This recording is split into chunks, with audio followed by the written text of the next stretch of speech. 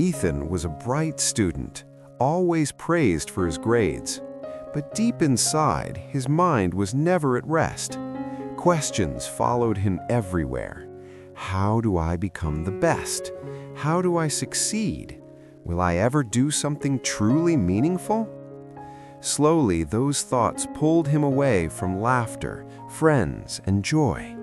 Days passed, and Ethan grew quieter. He stayed home, lost in thought. His grandfather noticed the change. One calm afternoon in the garden, surrounded by trees and sunlight, Grandpa gently called Ethan to sit beside him.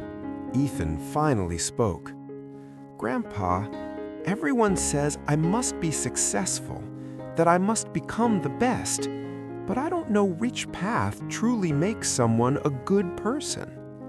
His voice carried confusion, fear, and hope all at once. Grandpa smiled gently. Without saying a word, he picked up a simple wooden pencil from the table. "Ethan," he said, "inside this ordinary pencil are lessons that can guide your entire life."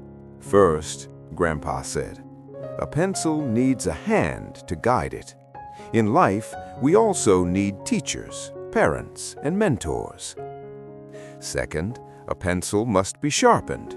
It hurts, but it writes better. Life's struggles do the same to us.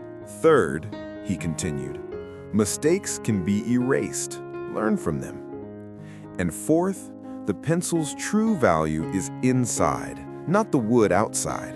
Just like people, character matters more than appearance." Finally, Grandpa said, "a pencil always leaves a mark. So will you.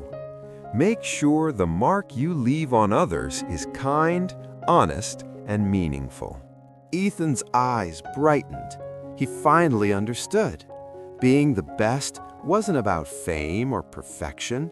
It was about walking the right path, building inner strength, and leaving goodness behind. Grandpa smiled. Even a simple pencil, he knew, could guide a life.